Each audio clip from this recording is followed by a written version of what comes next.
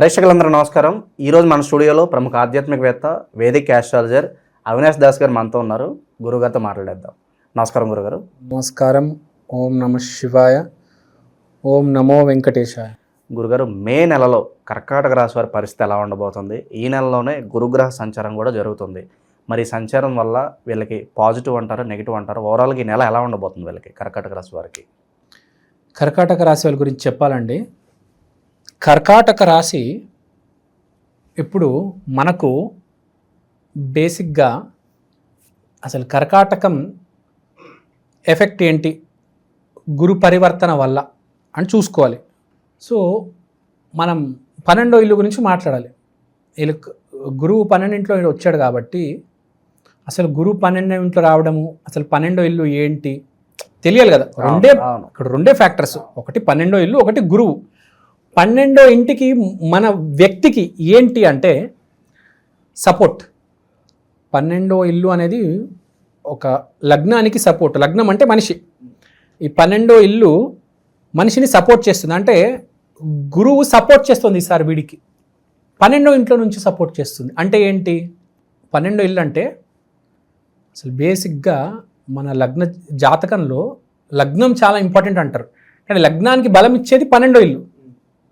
లగ్నం వెనకలు ఉండేది కదా 12వ ఇల్లు. 1, 2, 3, 12 దాకా చూసుకుంటే 12 తర్వాత మళ్ళీ 1. ఇప్పుడు లగ్నం ఇలా మీరు ఇలా వెనక పడిపోయారండి, మీ వెనకలు ఉన్నాడు కదా మిమ్మల్ని పట్టుకొని కాపాడేది.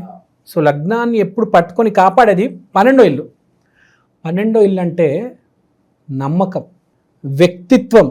ఇప్పుడు మీరు మణికంఠ గారు ఉన్నారు, మిమ్మల్ని ఇవాళ నించోపెట్టింది, ఇక్కడ దాకా తీసుకొచ్చింది, రేపు ఒక స్థాయిలో మిమ్మల్ని తీసుకెళ్ళేది ఎవరు? మీ వెనకలున్న వ్యక్తిత్వం. మీరు ఒక మార్గంలో వెళ్ళాలనుకుంటున్నారు, మంచి మార్గంలో వెళ్ళాలనుకుంటున్నారు. మోసం చేయాలి, వాడిని తొక్కేయాలి, అందరి డబ్బులు తీసుకొని పారిపోవాలి అని మీకు లేదు. 10 మందికి బాగుపడాలి, నేను బాగుపడాలి, నా చుట్టూ ఉన్న వాళ్ళు బాగుపడాలి, నా కష్టం వల్ల నేను పైకి రావాలి, నా టాలెంట్ వల్ల పైకి రావాలి, దేవుడి దయ వల్ల పైకి రావాలి. ఈ పాజిటివ్ థాట్ 12వ ఇల్లు ఇస్తారు. ఈ 12వ ఇంట్లోనే గురువు ఉన్నాడు. అంటే మీనింగ్ ఏంటి అంటే చాలా శుభమని. అంటే ఏంటి, ఈ సంవత్సరం వీళ్ళు జీవితంలో కావాల్సిందంతా నేర్చుకుంటారు. అంటే ఈ సంవత్సరం వీళ్ళు బాగా నేర్చుకుంటే నెక్స్ట్ ఇయర్ గురువు ఎక్కడ వస్తుంది? కర్కాటకంలో, వీళ్ళ రాశిలో. అంటే this year they are going to learn. ఏదో మంచి విషయాలు నేర్చుకుని నెక్స్ట్ ఇయర్ వీళ్ళ రాశిలో ఎప్పుడైతే గురువు వస్తాడో అప్పుడు వాళ్ళకి గుడ్ టైం అనేది స్టార్ట్ అవుతుంది. చూడు మనకి ఎంత బాగా మ్యాచ్ అవుతుంది. సో జీవితంలో పాయింట్ ఏంటంటే మనకు అన్నీ కలిసి వచ్చేసాయి. ఇప్పుడు చూడండి, మీరు కొంతమందికి చదువు భలే అబ్బుతుంది, కొందరికి అస్సలు చదువు రాదు. అదే 12వ ఇల్లు. మీకు ఒక విషయం పూర్వజన్మ నుంచి వచ్చి పట్టేసుకుంటుంది. ఒకడు 100 వ్యాపారాలు చేస్తాడు, వాడికి ఏది కలిసి రాదు, పునుగులు బండి పెడతాడు, హిట్ అయిపోతుంది. ఒకడు వస్తాడు, ఆడు బీటెక్ అయిపోయిన తర్వాత 10 వ్యాపారాలు చేస్తాడు, సరిగ్గా రాదు, సాఫ్ట్వేర్ ట్రై చేస్తాడు, అమాంతం ఒక సక్సెస్ వచ్చేస్తుంది వాడికి. ఆడ అసలు నేను చదువు వద్దు, నాకు ఏమొద్దు అనుకుంటాడు.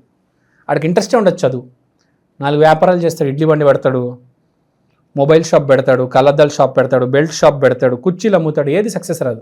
యూట్యూబర్ అవుదామని ప్రయత్నిస్తాడు, కెమెరా కొంటాడు, మైక్ కొంటాడు, సక్సెస్ కాదు, ఫెయిల్యూర్ వస్తుంది. సాఫ్ట్వేర్ ఇంజనీర్ బీటెక్ అయిన 5 సంవత్సరాల తర్వాత సాఫ్ట్వేర్ ఇంజనీర్ అవుదాం చివరి ప్రయత్నం చేస్తాడు, వాడికి రాదు, కానీ కలిసి వస్తుంది. అది 12వ ఇల్లు. సో పూర్వజన్మలో ఎంతో మంచి మనం చేసింది అలా మన ముందుకు వస్తుంది. అదే కదా మిమ్మల్ని డబ్బు ఇచ్చేది. మిగతా అన్నీ ఇప్పుడు ఎవ్రీథింగ్ ఎల్స్ ఫాలోస్.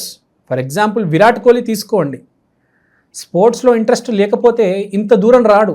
ఎక్కడో స్పోర్ట్స్లో ఇంట్రెస్ట్ ఉంది కాబట్టి ఇవాళ అతన్ని అంత పైకి తీసుకెళ్ళాడు దేవుడు. తర్వాత అతని ఇన్వెస్ట్మెంట్లు, వ్యాపారాలు అవన్నీ ఉన్నాయి, ఒప్పుకుంటా. చాలా ఇన్వెస్ట్మెంట్లు చేశాడు, ఇన్సూరెన్స్ కంపెనీలో చేశాడు, ఫిట్నెస్లో చేశాడు, ఫుడ్ చేశాడు. మన హైదరాబాద్ హైటెక్ సిటీలో 1-8 అని రెస్టారెంట్ ఉంది, బాగా నడుస్తుంది. తర్వాత 1-8 అనే టీషర్ట్స్, షూస్ వస్తాయి, మనం చూస్తాం, బాగా సేల్స్ అవుతాయి. కానీ నుంచోబెట్టింది ఎవరు? అతని స్పోర్ట్స్ కెరియర్ కదా. సో ఒక్క విషయం ఒక మనిషికి కనెక్ట్ అవుతుంది, అదే వాడిని నుంచోబెడుతుంది. ఇప్పుడు ఒక మనిషి ఉంటాడండి, వాడి దగ్గర డబ్బులు ఉంటాయి, ఆడు ఎందుకు ఆ పనే చేస్తాడు, ఎందుకు ఆ యూట్యూబ్ ఛానలే పెట్టారు. ఇప్పుడు ఈ యూట్యూబ్ ఛానలే ఎందుకు పెట్టారు, ఈ కంపెనీ ఓనరు చాలా పనులు చేయవచ్చు కదా, భూమి మీద చాలా పనులు ఉన్నాయి. ఎక్కడో మీడియా అతనికి కలిసి వచ్చింది. మీడియా అంటే ఏంది, 10 మందితో మాట్లాడడం అంటే ఎక్కడో 10 మంది బాగుండాలి, 10 మందికి ఇన్ఫర్మేషన్ చేరాలి అని ఎక్కడో మైండ్లో ఉంటుంది డీప్ రూటెడ్గా. సో ఇప్పుడు కూడా అదే పాయింట్ ఏంటంటే థాట్ క్లియర్గా ఉండాలి. తర్వాత బుధుడు 10వ ఇంట్లో, సూర్యుడు 11వ ఇంట్లో ఉన్నాడు కర్కాటకంలో. బుధుడు 10వ ఇంట్లో అంటే మీ తెలివితేటలు, మీ చాకచక్యం వల్ల మీ కెరియర్ ఏంటో మీరు బాగా ప్రొజెక్ట్ చేయగలుగుతారు, అంటే ప్లానింగ్ ఇప్పుడే వేస్తారు. ఫ్యూచర్లో దేంట్లోకి వెళ్తే బాగుంటుంది, మనం ఏం చేస్తే బాగుంటుంది, ఒక ఐడియా వస్తుంది. ఈ నెల మీరు బాగా ఆలోచిస్తే మేలో, జూన్లో మీరు స్టార్ట్ చేస్తే 1 ఇయర్ వరకు మీరు మెల్లిగా స్టార్ట్ అయ్యి నెక్స్ట్ ఇయర్ గురువు ఎప్పుడైతే మీ రాశిలోకి వస్తాడో అప్పుడు సక్సెస్ అనేది స్టార్ట్ అవుతుంది. సో ఆలోచన ఈ నెలలో ఉంది. సూర్యుడు 11వ ఇంట్లో ఉన్నాడు కాబట్టి పై అధికారి అంటే ఏంటి, మనం అదే ఫీల్డ్లో ఉన్న ఒక సీనియర్ దగ్గరికి వెళ్ళి కనుక్కోవడం. ఊరికే నేను బిజినెస్ స్టార్ట్ చేయలేను కదా, అదే ఫీల్డ్లో 10 మందిని అడగాలి ముందు. అవును. ఇప్పుడు చింతపండు వ్యాపారం ఎక్కడ పడితే అక్కడ స్టార్ట్ చేస్తే సక్సెస్ అవ్వదు, ఎక్కడ స్టార్ట్ చేస్తే బాగుంటుంది, ఎక్కడ చింతపండు దొరకదు అక్కడ వెళ్ళి చింతపండు అమ్మితే బాగుంటుంది కదా. సో అది మన ఫీల్డ్లో ఉన్న వాళ్ళకి తెలియాలి. కూరగాయల మార్కెట్లో కూరగాయలు అమ్మితే ఒక రకంగా ఉంటుంది, రోడ్డు మీద ఒక కాలనీలో అమ్మితే, ఒక సెంట్రల్ ఏరియాలో అమ్మితే, ఒక షాపింగ్ మార్ట్లో అమ్మితే ఎక్కడ ఎలా ఉంటుంది అనేది మనకు సీనియర్ చెప్పగలడు, మనకు ఎక్స్పీరియన్స్ లేదు. సో నాలెడ్జ్ ట్రాన్స్ఫర్ అనేది జరగాలి, ఫస్ట్ జరుగుతుంది. ఒక పై అధికారి, ఒక సీనియర్ అతని హెల్ప్ చేస్తారు ఇతనికి. ఓకే. తర్వాత కుజుడు లగ్నంలో ఉన్నాడు, హెల్త్ కొంచెం పైన కింద అవుతుంది, చూసుకోండి. ఒకటేసారి డౌన్ అవుతుంది, ఒకటేసారి పైన అవుతుంది. సో జాగ్రత్తగా గమనించండి, హెల్త్ పైన కింద అవ్వకుండా కాపాడుకోండి. మంచిదే, కింద పడితేనే కదా మనం మళ్ళీ కోలుకునేది జీవితంలో. ఇక విద్యార్థులు, వ్యాపారస్తుల పరిస్థితి గురుగారు? వ్యాపారస్తుల పరిస్థితి చాలా బాగుంది, ఎందుకంటే బుధుడు 10వ ఇంట్లో ఉన్నారు. విద్యార్థుల పరిస్థితి కూడా చాలా బాగుంది, no need to worry. So all is well. ఒకటి, శుక్రుడు 9వ ఇంట్లో ఉన్నాడు కాబట్టి ఏ ఆడవాళ్ళతో తగాదా పెట్టుకోవద్దు. 9వ ఇల్లు అంటే ఫార్చ్యూన్ ప్లస్ ఫార్చ్యూన్ రివర్సల్ కూడా అయిపోతుంది.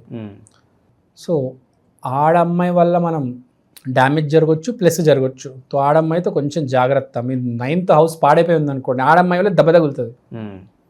రోడ్డు మీద నడుచుకుంటూ వెళ్తారు, అదేమో ఆమె పర్స్ వచ్చి మీ షర్ట్కి ఇలా అటాచ్ అయ్యి ఇరుక్కుంటుంది. ఏంద్రా పర్స్ లాగుతున్నావు దొంగనా అని కొట్టింది అనుకో, 10 మంది వచ్చి మిమ్మల్ని కొడతారు కదా. ఏదో అంటారు మాట అంటే మాకు కర్మకాలి, లేకపోతే ఎవరో అమ్మాయి మీతో పెట్టుకుంటుంది వచ్చి. సో అది ముందే తెలుసుకుంటే కనుక నాకు ఎందుకు వచ్చింది అక్కడ ఆపేస్తాడు, లేదంటే ఇంకా ముందుకెళ్ళిపోయి గొడవ పెద్దదైపోద్ది. సో కొంచెం జాగ్రత్త ఆడవాళ్ళతో. ఇక శుభకార్యాలు జరగడానికి ఆస్కారం కనిపిస్తుంది గురుగారు ఈ నెల? వీళ్ళు ఈ నెల పెద్దగా శుభకార్యాలు ఇవన్నిటికీ దూరం ఉంటేనే పెద్దగా ఏం కనిపించలేదు శుభకార్యాలు అవి ఏమి. సో నార్మల్గా ఉంటే ఈ నెల వీళ్ళు చేయాల్సింది ఏంటంటే ఆలోచన, future planning for the future కోసం. ఫ్యూచర్ ప్లానింగ్ ఇప్పుడు ప్లానింగ్ అనమాట, ప్లానింగ్ చేసుకుంటే మంచిది వీళ్ళకి ఈసారి. ఇక ఫైనల్గా విద్యార్థులకు ఎలా ఉంటుంది? విదేశీ ప్రయత్నాలు చేసుకోవచ్చు? విద్యార్థులకి చాలా బాగుంటుంది, విదేశీ ప్రయత్నాలు చేసుకోవచ్చు. ఎందుకంటే 12 అంటే విదేశీ ప్రయత్నం, దాంట్లోనే గురువు ఉన్నాడు. Guarantee success, super success. First priority మీకే విదేశీ ప్రయాణం. ఈ ఇయర్ అంతా విదేశీ ప్రయత్నం మీకే.